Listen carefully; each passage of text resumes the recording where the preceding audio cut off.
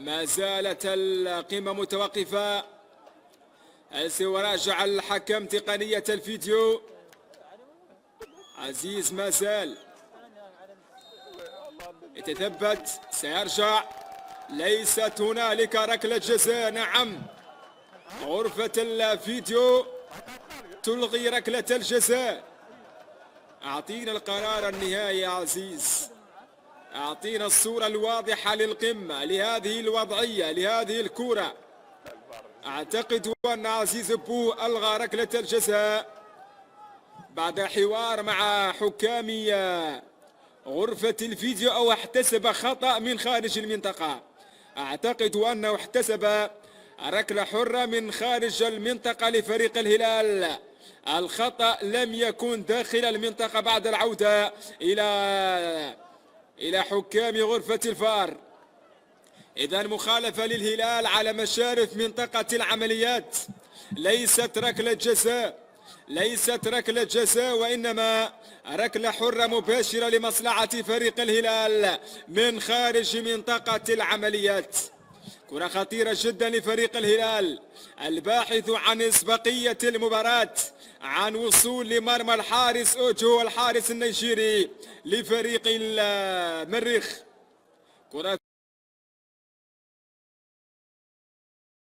ثابتة. هل تنهي صمت قمة دورينا هنا في استاد الشيخ بيضية على مستوى صراعات الديربي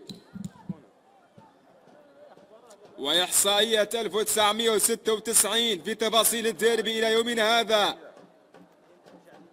أهداف كثيرة سجلت في الديربي وكرات عديدة. 89 هدف في ديربي الممتاز.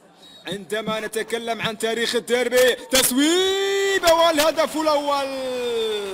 يا سلام على كرة تستقر في الشباك القدم اليمنى لمحمد عبد الرحمن الغربال.